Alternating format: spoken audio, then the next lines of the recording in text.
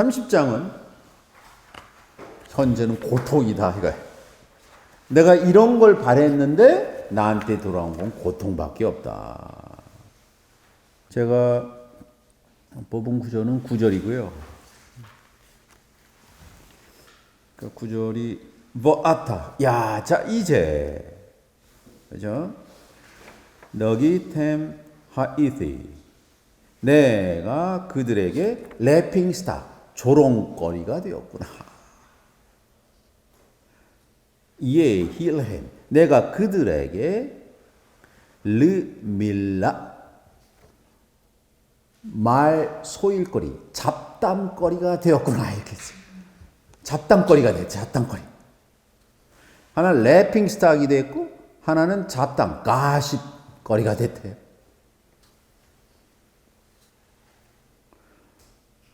내가 보기 싫어 가까이 하려도 하지 않았는데 끊임없이 내 앞에 침을 뱉는다는 거예요.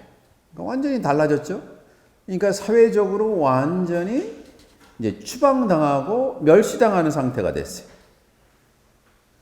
내가 내 삶에서 활시가 다시 등장해요. 활시를 풀어버렸죠. 활시라는 이 표현은 뭐냐면 이 활이라는 것이 캐셰트라는 활이라는 것이 두 가지예요. 캐셰트가 무지개라는 뜻도 있어요. 하나는 활이라는 뜻도 있고 무지개는 희망이에요. 희망. 그렇죠? 노아 홍수 사건에 나오죠. 하나님께서 캐셰트 활을 띄어 올려서 내가 다시는 물로 심판하지 않겠다는 약속이자 희망이에요. 첫 번째. 두 번째 활은 뭐냐? 내 삶에 있어서 내가 원하는 목적을 향해서 나만의 토라를 만들기 위해서 내가 힘껏 땡기는 나의 수련이에요. 그게 나의 목적이고. 그런데 이 활시가 풀어졌다는 거예요. 그러니까 자기가 할 수 있는 게 아무것도 없다. 나의 활시가 풀어버리고 날 들고며 굴보이는 말처럼 막 덤빈다. 천한 무리들이 막 등장한다는 거예요. 그렇죠? 그래서 현재의 내가 그들의 조롱거리가 되고 수군거리는 래핑스탁이 되고 가십거리가 되었다. 26절 보시면요. 그래서 내가 일생을 좋은 날을 기다렸습니다. 키토 티기비 디비티 이게 이 티크바 이 카바라는 것이 hope, I hope, tov 선한 것을 일생 동안 기다렸지만 내가 좋은 것을 기다렸지만 나한테 뭐가 라 악이 나를 덮쳤다. 악이 나를 덮쳤다. 보세요. 내가 tov 이 토브라는 것이 기본적으로 뭐라는 뜻이라 했죠? 향기가 나는 이런 뜻이라 그랬죠? 나는 내적으로 충만해서 내가 나 나름대로의 내 패시를 통해서 공의를 실천하기 때문에 나로부터 향기가 나길 바랬는데 내가 바란 것은 그것인데 어떻게 나한테 완전히 몸 안부터 피부에서 뼈까지 썩어가서 악취가 나게 만드느냐. 이게 라라는 것이 악이라는 게 악취란 뜻이에요. 그러니까 정반대의 결과예요. 그리고 내가 원하는 것이 나는 빛을 바랬는데 뭐가 왔어요? 그래서 오페르라는 것이 어둠이 날 덮쳤다. 그러니까 우리가 알던 보통 신앙에서 말하는 하나님을 잘 믿으면 모든 것이 선하게 되고 잘 된다는 거예요. 정반대. 이게 딜레마예요. 딜레마. 지금 29장의 욥이 일생을 장님의 눈이 되고 절름발이의 발이 되고 과부에게 기쁨을 주는 존재로 일생을 살았는데 나한테 돌아온 것은 선이 아니라 악취고 악취가 외부에서 오는 게 아니에요. 내 몸에서 난다는 거예요. 이걸 어떻게 해석을 해요? 난 빛으로 살고 싶은데 어둠이 날 덮쳤구나. 그 실망을 말하는. 그리고 이제 그 밑에는 전부 아주 속으로부터 썩어 들어간다는 거예요. 속은 쉬지 않고 부글부글 끓고 속이 썩어 들어가서 괴로운 날들이 앞길을 도사리고 있구나. 그러니까 내 살갗이 너무 시꺼매서 햇빛에 타지도 않는데 너무 썩어 새카맣게 돼서 사람들 모임 가운데서 도움을 청하는 신세가 되었다니. 나는 승냥이 들깨나 늑대의 형제가 되고 타조의 벗이 돼서 이 사막에서 헤매게 되었구나.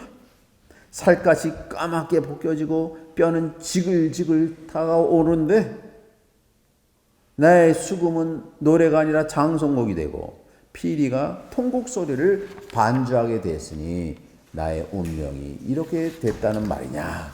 현재예요. 그리고 미래에 대해서 하나님한테 이제 신원하는 겁니다. 그것이 31장이에요. 이것이 아까 제가 소개해드린 네거티브 컨페셔널로 등장. 한번 1절부터 이게 아주 중요한 몇 가지 이스라엘 사람들만 하는 표현이 등장을 해요. 이게 히브리어는 버리스 카라시 르예인이라고 그랬어요. I cut a covenant with for my eye. 직역을 하면 나는 내 눈과 계약을 체결했다 그랬어요. 여기 체결이란 말, 계약이란 단어가 등장해요. 버릿. 그래서 영어 표현에 계약을 체결했다가 커러딜이에요. 그죠? 커러딜. 이 딜이라는 거는 고기 덩어리란 뜻이에요. 딜. 고기를 자르는 게 계약이에요. 그래서 이 히브리 표현이 그대로 영어로 간 거예요. 그래서 계약을 체결할 때 여기 카라트라는 것이 컷이란 뜻이에요. 버리트란 체결이란 단어가 고기 덩어리란 뜻입니다. 여러분 고대 이스라엘에서 계약을 체결할 때 어떻게 하셨는지 아세요? 어린 양을 한 마리 잡아요.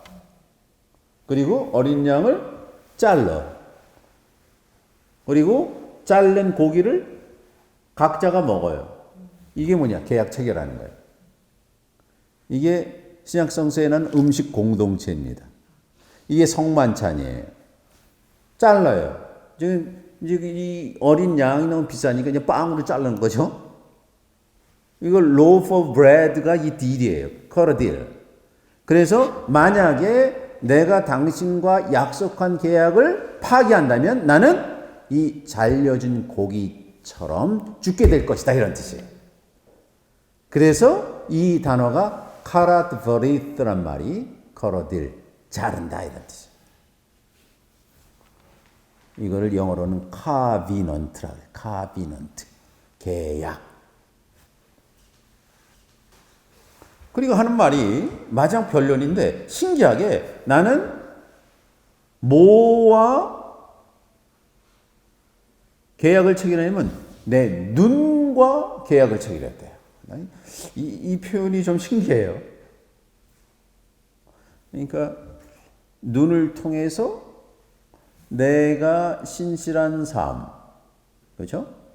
내가 공의롭고 공평한 삶을 흔드는 게 눈이라고 생각을 했나 봐요.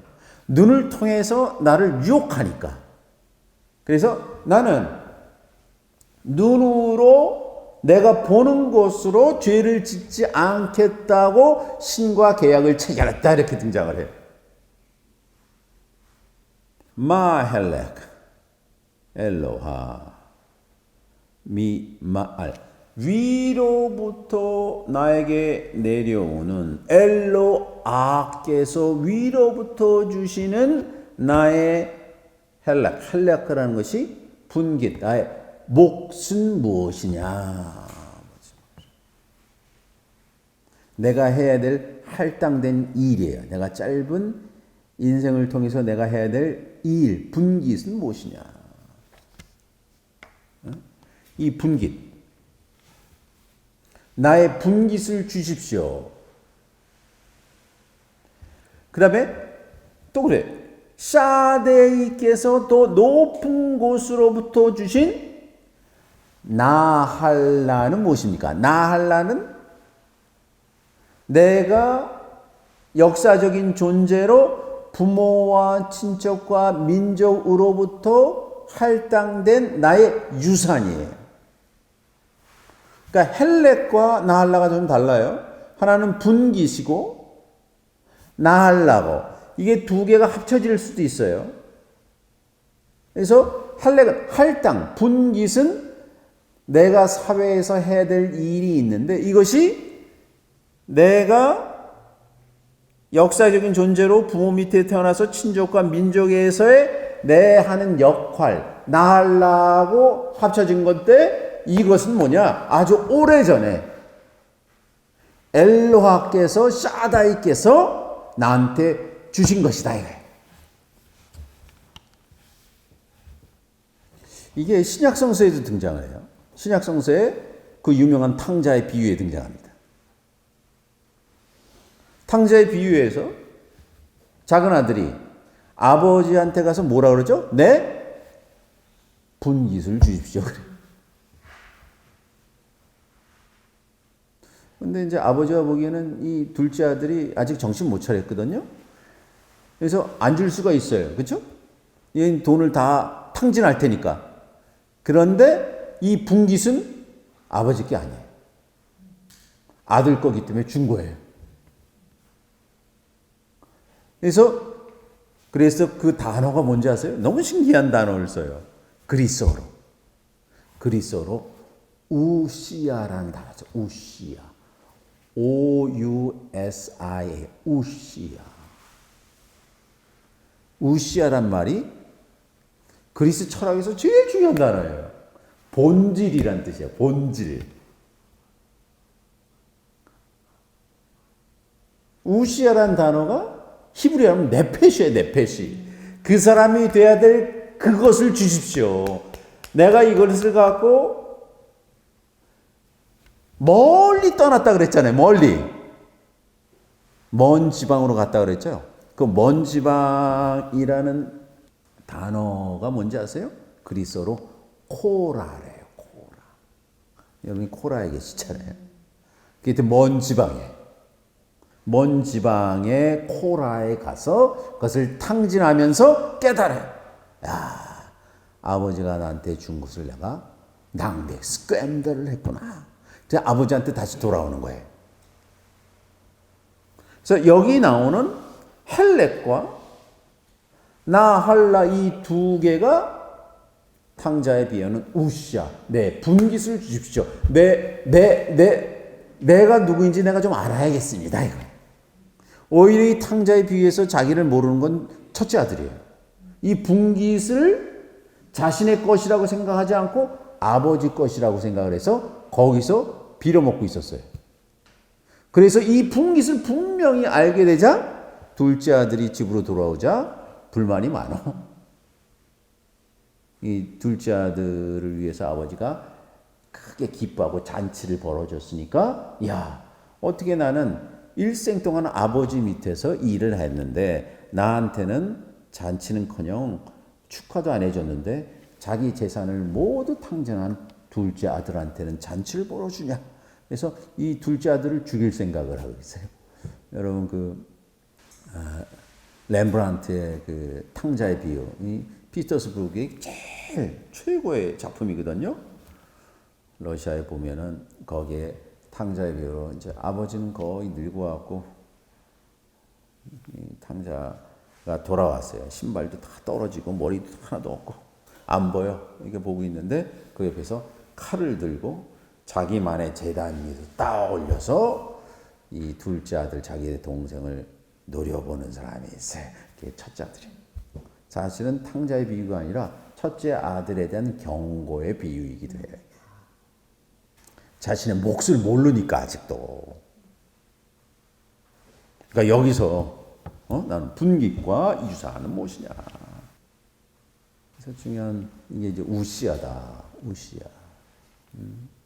이게 이제 신학으로 들어가면 예수님께서 하나님과 동일 본성이다. 이걸 호모우시아라 그래요.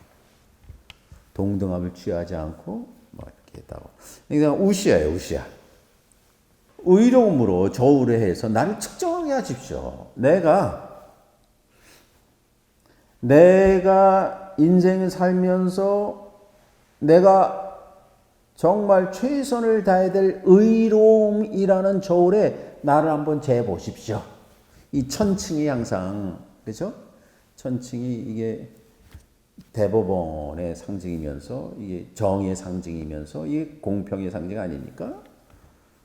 그러니까 나를 측정하는데 나는 뭐냐? 내가 발견해야 될 나의 본성이에요. 그걸로 날 측정해 보십시오. 아까 이집트에서 마아트입니다. 마아트. 응?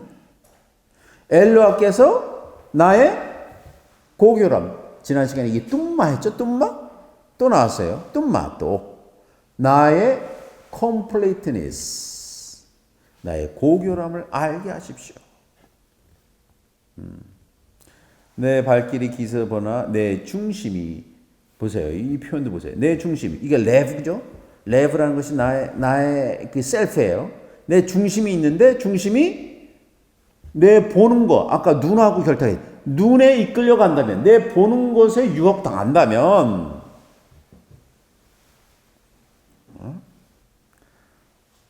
8절에 내가 뿌린 모든 것을 남이 먹고 수확을 뿌리쳐 버려주고 나의 중심이 보세요. 나의 중심이 있는데 아까 일제 나온 것처럼 남의 여인에게 끌려 이웃집문을 엿보기라도 하였다면 10절에 아주 무시무시한 표현이에요. 내 아내가 외간 남자한테 음식을 해주고 이게 그라인드를 해줘. 곡식을 갈아주고 다른 남성네들이 그녀와 잠자리를 내가 허용할 것이다. 나는 인생 살면서 나의 중심과 모든 것을 내 눈에 의해서 유혹당하지 않았다. 이거 표현해. 왜냐하면 그것이 수치이고 벌받아 마땅한 범죄이기 때문이다. 그리고 나는 분쟁이는 남정이나 여정이나 불평을 묵사버리지도 않고, 응? 나는 그 잘못한 자기만의 그런 신실함을 계속 말하는 거죠. 16절에 내가 가난한 사람을 모른 척한 적이 있느냐? 과부들의 앞길을 캄캄하게 해주었느냐? 빵 부스러기를 고아에게 나눠줄 생각도 없고 나 혼자 먹었느냐? 항상 나눠줬다는 거예요. 젊은 시절부터 나는 그들의 아버지였고 그들을 키웠고 나는 태어난 날부터 과부를 인도했다. 그리고 나는 옷이 없어 숨지는 사람 혹은 몸을 가릴 옷이 없는 가난한 자를 본다면 내가 기른 양털의 온기를 입혀 그의 시기전 허리를 내가 그를 감아줘서 그가 나를 칭송하지 않았던가. 나오세요. 24절에는 내가 내 금을 믿고 순금을 나의 신뢰라고 부른다면 재산이 많아져서 나의 손이 너무 많은 것을 취하면 해를 우러러 절하고 둥실떠 내가 그런 그 물질적인 무력 때문에 자연을 찬양하고 해를 보고 달을 보고 기분이 좋네. 그렇게 입맞춤하고 내가 너무 잘해서 스스로 내 손을 내가 입맞춤했더라면 그것은 하늘에 계신 애를 배신하는 거다. 나 그렇게 한 적이 없다. 이랬어요. 그러니까 40절 A는 미리 날 자리에 엉겅퀴가 자라고 보리가 날 자리에 잡초가 무성하여 좋겠네 하고 그 다음에 바아쉘 뜸마 그 장소에서 이곳에서 뜸마 디브레 욥의 말이 끝났다 하면서 이 공식적으로는 사실 이 세 친구하고 공식적으로 질문을 주고받은 것이 여기서 끝납니다 라고 에디토리얼 코멘트를 쓴 거예요. 이건. 편집자가 그걸 집어넣은 겁니다. 그래서 이 성경이 욥기가 쓰여진 게 상당히 후대거든요. 한 5세기라고 그랬죠. 5세기에 쓰여졌지만 이거를 마지막 편집한 거는 더 늦었을 거예요. 그래서 우리가 아는 정경으로 들어간 건 한 3세기 정도니까 이건 4세기에 다시 한번 누군가 편집해서 요 문장을 넣었고 갑자기 편집자 주가 나왔죠. 그 다음에 32장부터 37장까지도 거기는 아람어가 그렇게 많이 등장을 해요. 그리고 세 친구에 관한 얘기가 등장하지 않아요. 그리고 맨 나중에 42장에 엘리후라는 인물도 등장하지 않으니까 이 32장부터 37장까지도 후대에 첨가된 또는 이 욥기 전체하고는 상관이 없는 문헌이다 이렇게 학자들은 추정하고 있습니다.